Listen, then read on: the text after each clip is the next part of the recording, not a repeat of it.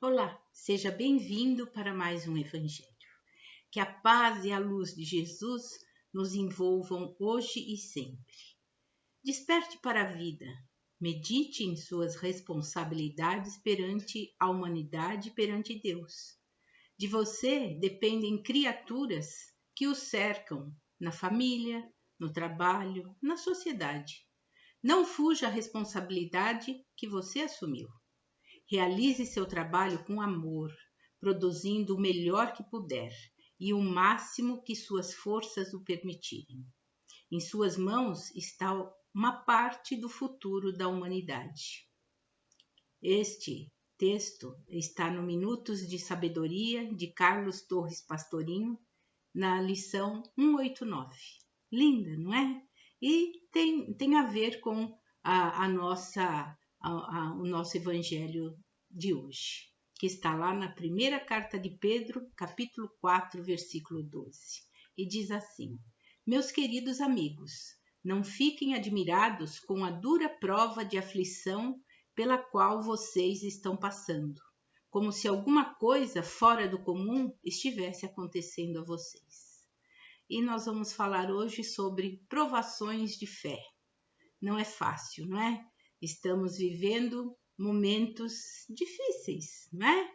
Mas tudo está sob o controle de Deus. E isso nós demonstramos através das nossas provações de fé. Quando a adversidade bate à nossa porta, ou alguma calamidade acontece, pensamos quase que imediatamente que fizemos algo de errado e que Deus está nos castigando. Lê do engano. Deus não castiga a ninguém. Deus é puro amor. Ele nos dá oportunidades valiosas de crescimento, de evolução, para entendermos tudo que nos acontece tem um propósito divino. Para cada desafio que surge na nossa vida, tudo tem um propósito certíssimo para nos ensinar, não é?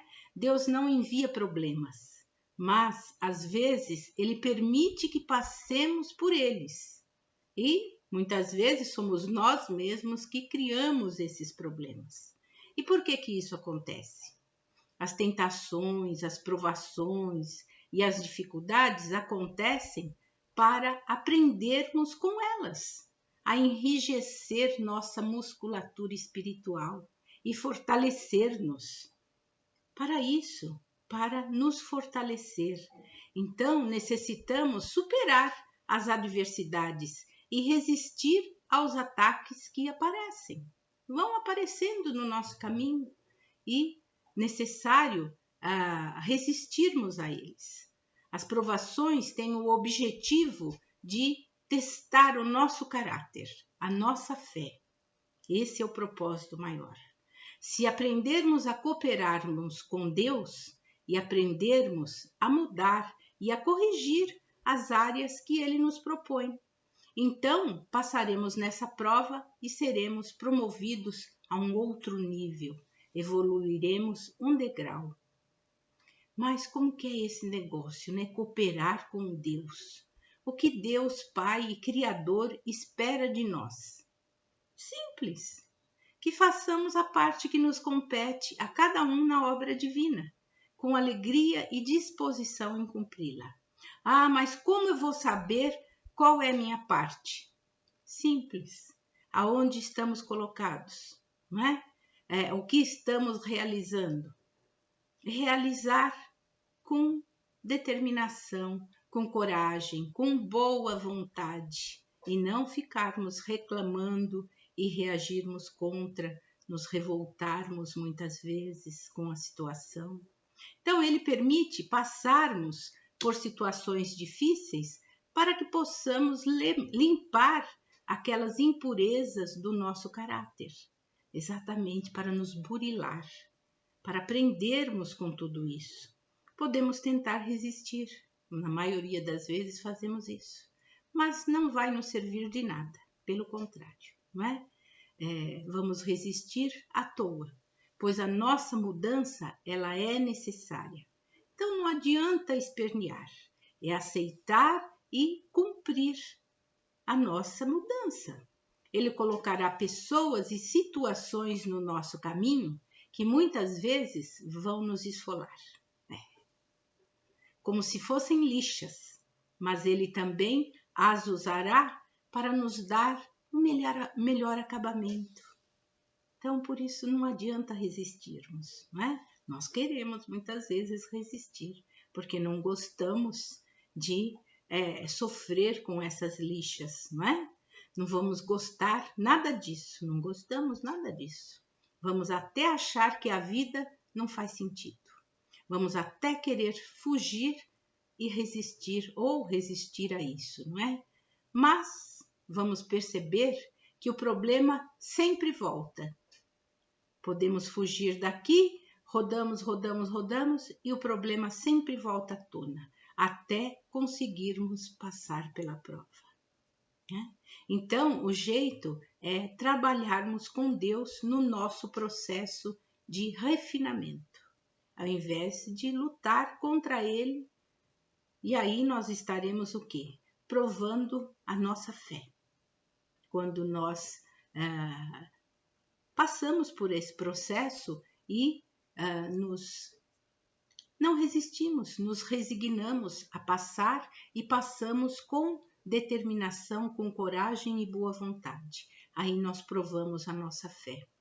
Paulo nos diz algo interessante, lá na sua segunda carta aos Coríntios, no capítulo 4, versículo 18. Não olhamos para as coisas que se veem, mas para as que não se veem. Pois o que se vê é transitório, mas o que não se vê é eterno. Paulo realmente um sábio, não é? Porque as coisas que não se veem são realmente aquelas mais atrativas. É a porta larga, como falamos, né? A porta da sedução, a porta daquela maravilha, que achamos aquela maravilha, não é? Mas isso tudo é transitório, como ele falou. Mas aquelas que não se vê, que realmente é o nosso refinamento, o nosso burilamento, essa é eterna, porque nós vamos fazer exatamente para nos burilar, nos melhorar, mudarmos alguns conceitos dentro de nós, não é? E é aí que entra a nossa fé, pois ela nos ajuda a passar pelas noites escuras da alma, que são exatamente essas, as difíceis, não é? Diante das quais nós não sabemos para onde ir ou o que fazer. Mas, por causa da nossa fé em Deus, o fazemos. Nós o fazemos, não é? Porque estamos determinados realmente a querer nos melhorar. E a fé nos diz que o melhor ainda está por vir, né? Quando temos fé, confiamos em Deus, realmente ela nos mostra que o melhor ainda está por vir. E vem, e nos mostra. E nós vemos as coisas acontecendo nas nossas vidas. Então, procuremos desenvolver uma mentalidade restauradora, quer dizer, reanimadora, na fé, na determinação, na coragem, no bom ânimo, no bom trabalho, né, de fazermos a nossa mudança realmente, né, na nossa melhora, bons pensamentos, modificar os nossos pensamentos, aqueles pensamentos derrotistas, show pensamento, né, show pensamento derrotista. Procuremos sempre o bem, o amor, a boa vontade, procuremos boas leituras, meditações, aquele silêncio, façamos aquele silêncio interior, não é? Para estarmos sempre estimulados. Um anjo apareceu, não é? Uma metáfora, não é? Sentada na lanchonete em frente à clínica, não queria admitir o seu medo. No dia seguinte, ela seria internada para fazer uma cirurgia de grande risco na espinha, não é? Era uma operação de alto risco. Então, tinha perdido seu pai há poucas semanas e se sentia desamparada, como se a luz que a guiasse tivesse retornado ao céu. Mas tentava encontrar forças na fé. Na fé. Aí, ela, conversando com Deus, pediu: Deus, mande-me um anjo para me confortar, para me consolar, para me ajudar na cirurgia amanhã, não é? E quando se preparava para sair da lanchonete, ela viu uma senhora idosa se dirigindo vagarosamente para o caixa. Aí ela ficou atrás dela, admirando a sua elegância. Ela estava com um lindo vestido xadrez vermelho e preto, um lenço, um broche, um chapéu vermelho. E ela admirou a elegância da mulher. E ela disse: Desculpe, senhora, mas não posso deixar de lhe dizer como é bonita. Vê-la assim tão elegante encheu-me de alegria. Ela segurou minha mão e disse: Minha doce criança, Deus a abençoe. Eu tenho um braço artificial, uma placa de metal no outro e esta perna não é minha. Levo um bom tempo para conseguir me vestir.